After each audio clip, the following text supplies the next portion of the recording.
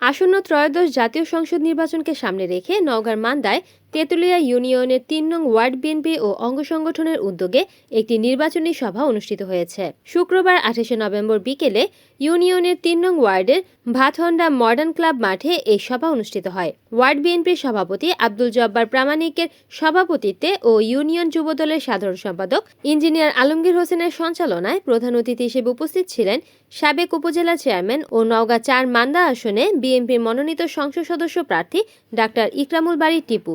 এছাড়াও সভায় বিশেষ অতিথি হিসেবে উপস্থিত ছিলেন উপজেলা বিএনপির সাবেক সাংগঠনিক সম্পাদক আখিরুজ্জামান সেলিম, উপজেলা শ্রমিক দলের সভাপতি মোজাম্মেল হক মুকুল, উপজেলা শ্রমিক দলের সাধারণ সম্পাদক জাহাঙ্গীর আলম বিদ্যুৎ, উপজেলা মাদ্রাসা শিক্ষক সমিতির সভাপতি এরফান আলী মিয়া, উপজেলা যুবদলের যুগ্ম আহ্বায়ক ওবায়দুল হক, ইউনিয়ন বিএনপির সহসভাপতি মোশাররফ হোসেন প্রমুখ। নির্বাচনী সভায় ইউনিয়নের বিভিন্ন স্থানের কর্মী সমর্থক ও মহিলারা উপস্থিত ছিলেন।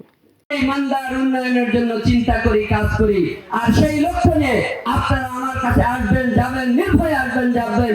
আমার কোন দলের নেতা কর্মীর তোয়াক্কা করবেন না, সবার জন্য আমার দ্বার উন্মুক্ত ভাইয়ের আমার।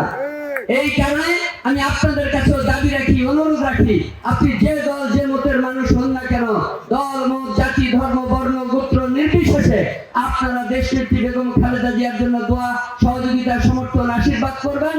আমি ডাক্তার ইকরামুল বারী টিপু, আমাকে ধানের শীষে ভোট দিয়ে আমাকে বিজয়ী করে এই তেঁতুলিয়া ইউনিয়নের রাস্তাঘাটের যে দুরবস্থা, প্রতিষ্ঠানগুলোর যে দুরবস্থা, সেগুলোর আশু সমস্যার সমাধান করার জন্য আমাকে সহযোগিতা করবেন।